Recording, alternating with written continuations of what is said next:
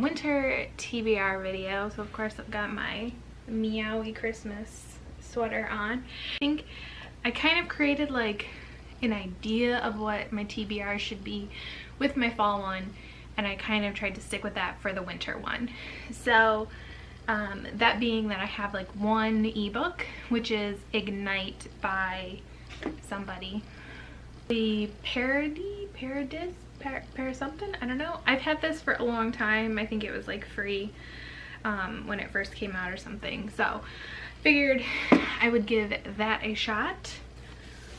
And then one nonfiction book, which I picked The Law of the Garbage Truck, David J. Paulet. I don't know. I did look to see if the library had an audiobook version of this because I figured that would be easier for me to read, but they didn't, so I will read it this way. I've had this for years. My mom had bought it for me, and I feel like it will help in my life. And then I had put in my fall TBR a book that like I've just had for a while and haven't been grabbing, and read it, it gets gone. Or, you know, whatever, in an attempt to unhaul. So I decided to do that again this month, and this month that book is Glitter Baby by Susan Elizabeth Phillips. And I like a lot of Susan Elizabeth Phillips books. It's really weird that this is on here. I have tried to read this several times and it just doesn't work for me.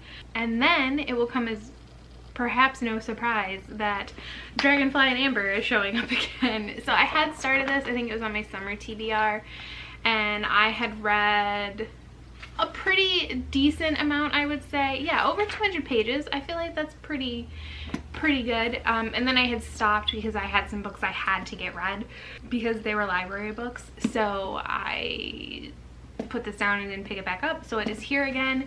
And I know people have told me that I'm not going to be able to read this book that way, but so far it hasn't been like super gripping. So I think I am going to attempt to read one chapter at night. I'm going to try again to finish this, and I think this will just show up on every TBR until it's done.